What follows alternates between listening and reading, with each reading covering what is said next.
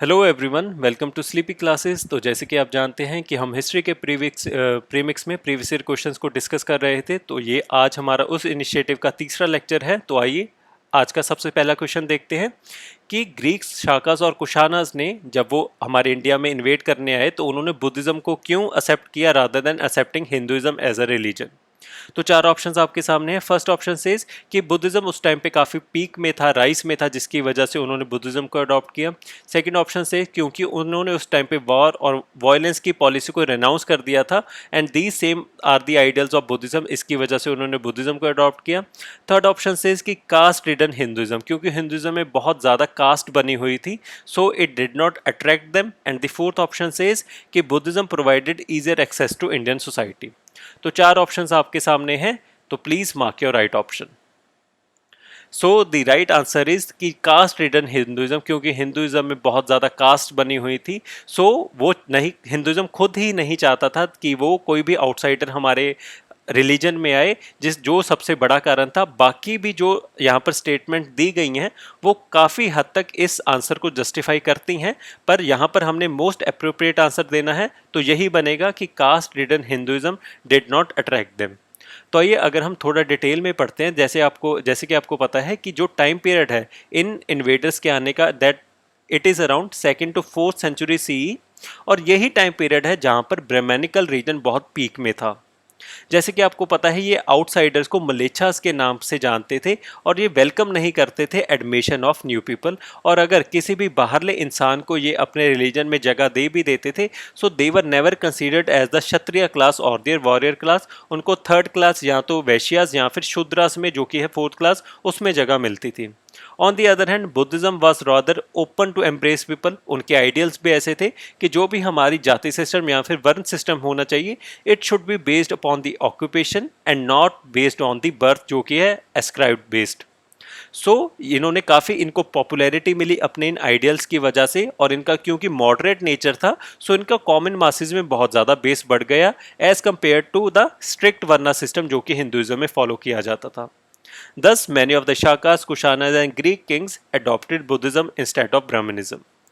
यहाँ पर मैं जो आपको एक पॉइंट बताना चाहता हूँ ये है कि हिंदुइज्म बहुत ही लेटेस्ट कंसेप्ट है। अगर हम एंशियंट इंडिया की बात करें तो उस टाइम पे सिर्फ ब्राह्मणिकल या फिर क्लासिकल ट्रेडिशन का बात होती थी। On the other hand Hindu जो वर्ड है वो सिंधु से बिगड़ के बना था, जो कि ग्रीक्स के द्वारा यूज़ किया जाता था, और ये एक जोग्राफिकल टेरिटरी को रिप्रेजेंट करता था, उन लोगों को रिप्रेजेंट करता था जो इंडस रिवर के इर्द गिर्द रहते थे, उसके आसपास रहते थे। तो ये आपका आज का पहला क्वेश्चन। आइए दूसरे क्वेश्चन की तरफ चलते हैं। तो दूसरा क्वेश्चन कहता है कि अगर हम एंशियंट इंडिया की बात करें तो वहाँ पर कॉरपोरेशन ऑफ मर्चेंट्स के लिए जो टर्म यूज़ की जाती थी वो इन चार ऑप्शंस में से कौन सी है। First option says Chaturvedi Mangalam, second option says Parishad, third option says Ashta Diggaj, और and the fourth option says Manigrama. तो चार ऑप्शंस आपके सामने हैं, काफ़ी इजी आंसर क्वेश्चन है, please mark your right option. तो देखिए जो इसका सही आंसर है वो है मणिग्रामा। देखिए आपको परिषद तो पता होगा कि ये तो जनरल असेंबली का नाम था वैदिक पीरियड के दौरान, तो ये इसको आप कैंसल आउट कर सकते थे और आपके पास ये तीन चीज़ें बच जाती।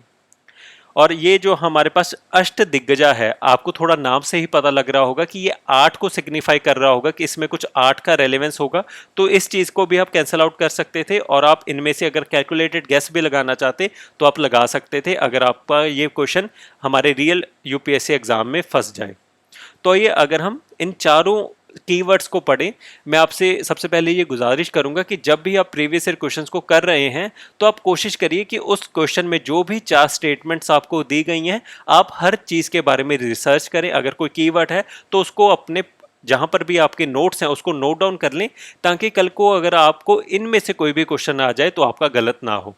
तो अगर हम सबसे पहले चतुर्वेदी मंगलम के बारे में बात करें तो ये उस प्लेस को सिग्निफाई करता है विच इज़ जहाँ पर आके स्कॉलर्स अपनी बातें रखते थे, एंड दो स्कॉलर्स, यहाँ पर हम उन स्कॉलर्स की बात कर रहे हैं जिनको चार वेदों का ज्ञान है।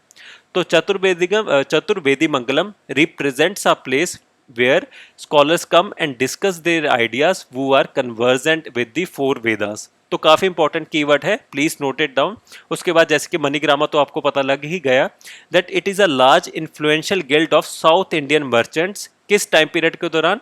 During the time period of 10 to 12th century C, उस टाइम पे जब वेस्टर्न चालुक्य रूलर्स का राज होता था। और अगर हम अष्ट दिग्गजास की बात करें, जैसे मैंने आपको बताया कि इसके नाम से ही पता लग रहा है कि इसमें कोई 8 का सिग्निफिकेंस होगा।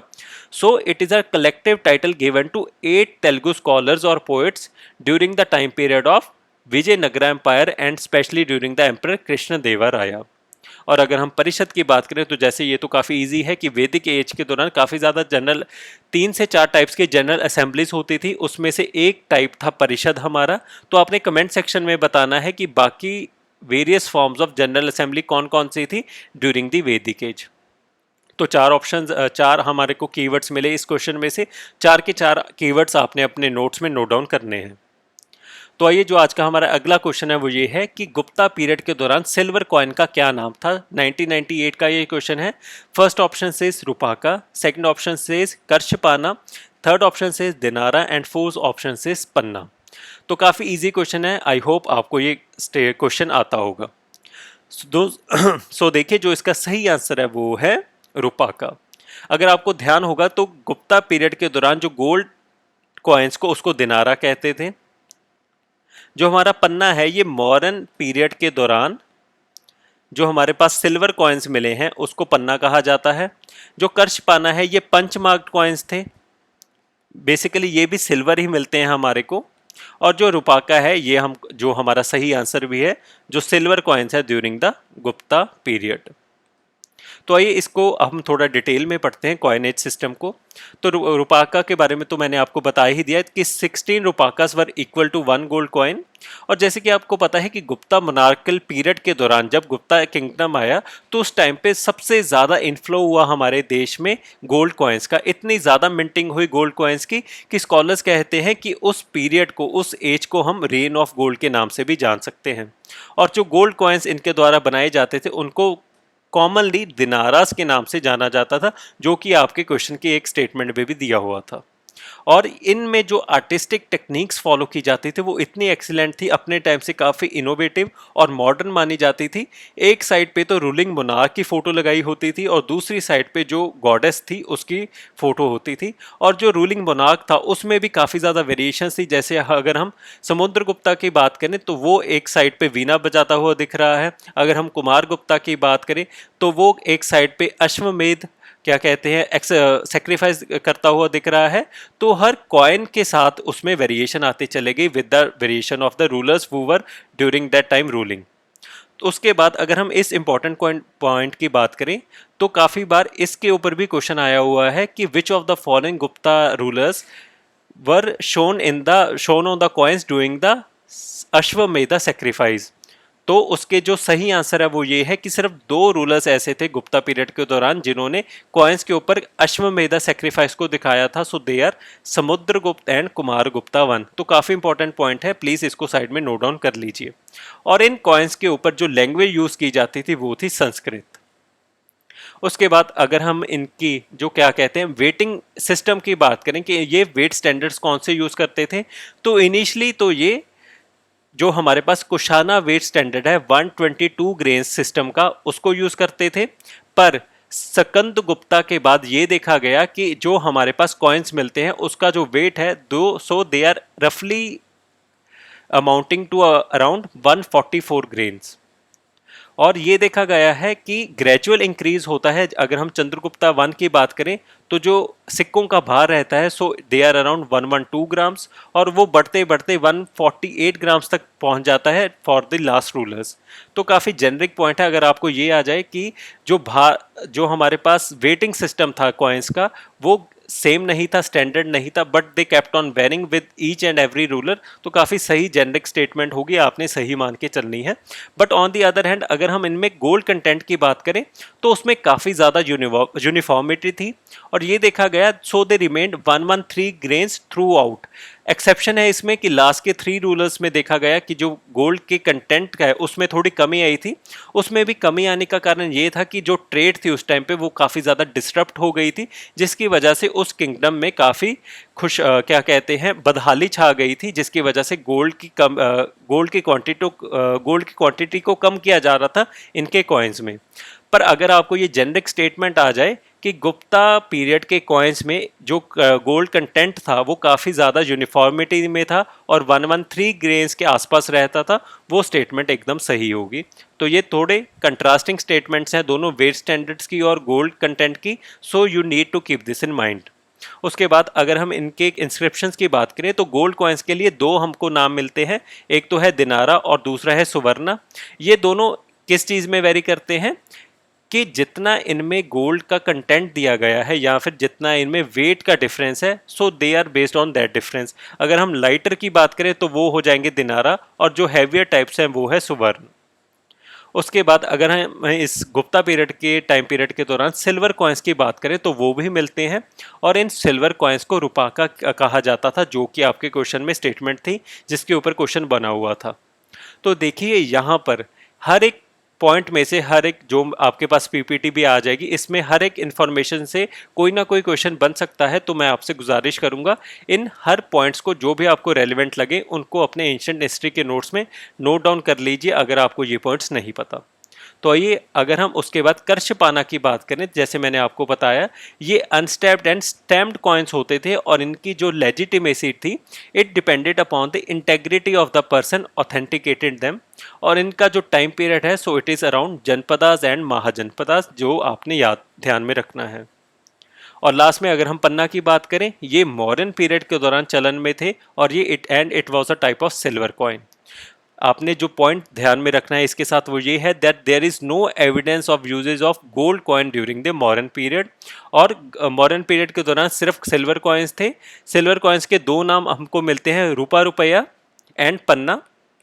और and on the other hide अगर हम कॉपर कॉइन्स की बात करें तो उसका नाम हमारे को मिलता है ताम्र रूपा।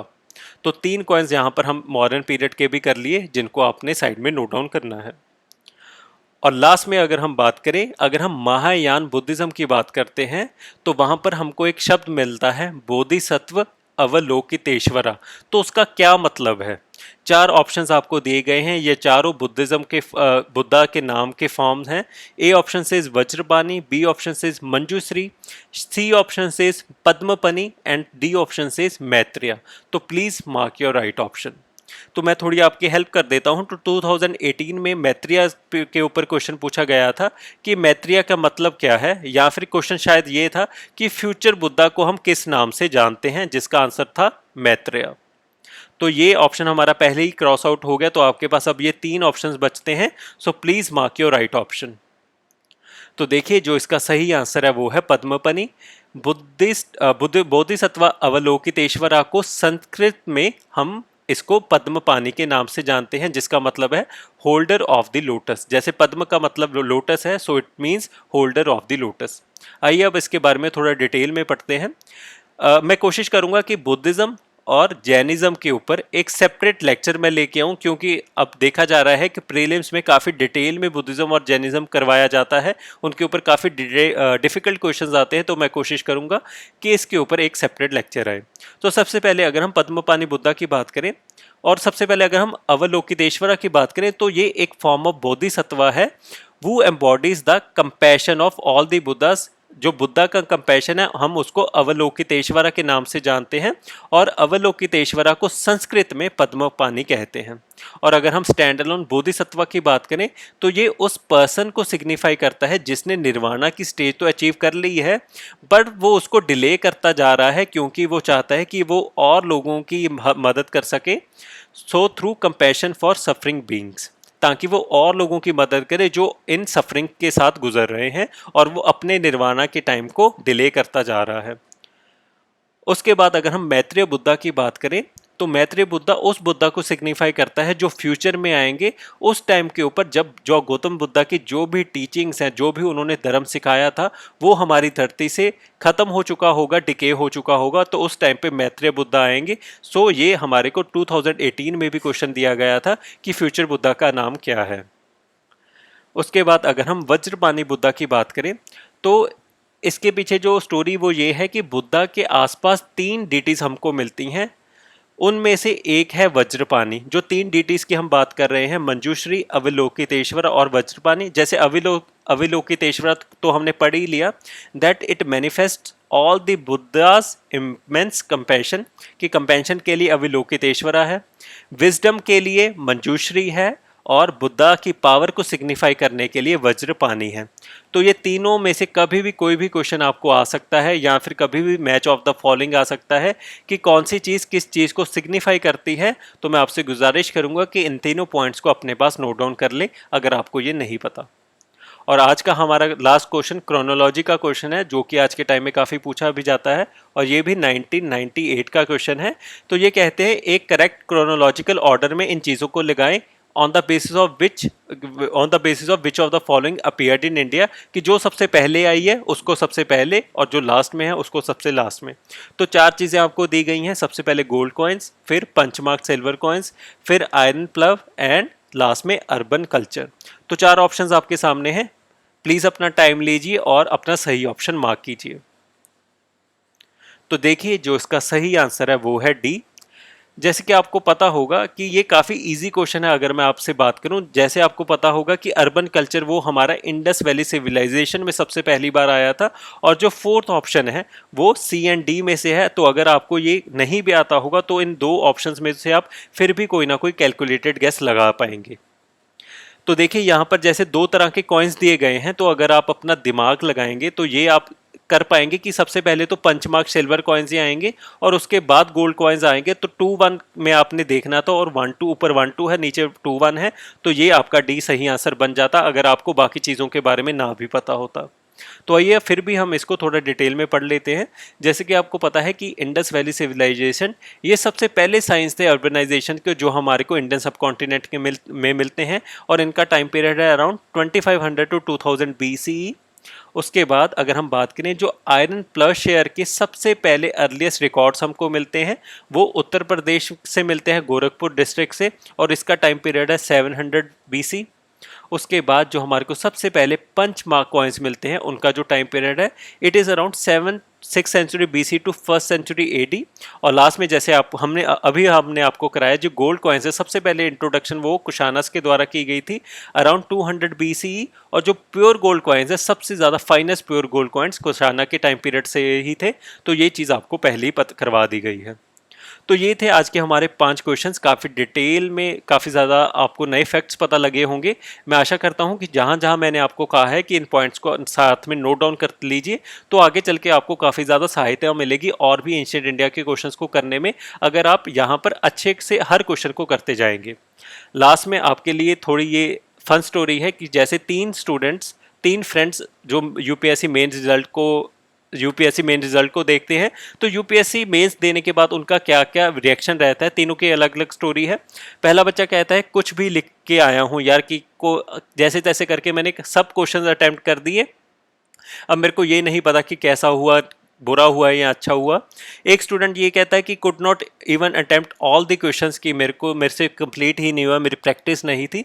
और एक साइड पे एक बच्चा कहता है कि फोड़ दिया, एथिक्स में तो गांधी और टैगोर भी फेल कर दिए। एंड थर्ड बात वो ये करता है कि ऑप्शनल वेंट ऑप्शन, और JNU तो ये चाहता है कि मैं उनकी जो फिलॉसफी की चेयर है उसको वहाँ पर जाके बैठ जाऊँ।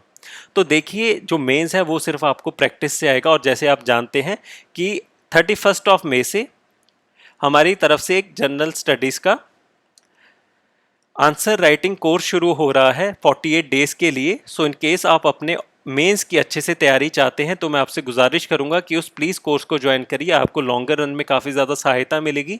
काफ़ी कॉस्ट इफेक्टिव वो कोर्स है, अगर आप ज्वाइन करते हैं it will cost you around 5750 only. और उसमें काफ़ी डिटेल में आपकी तैयारी होगी, आपकी मेंस आंसर राइटिंग को लेके इवेल्यूशन बहुत डिटेल में रहेगी। So in case you are planning to join it, please join it before 31 May. और अभी बहुत ही कम सीट्स बची हैं उसमें, सो प्लीज़ बाद में हम आपकी में सहायता नहीं कर पाएंगे। So this was all for today, thank you so much, have a nice day.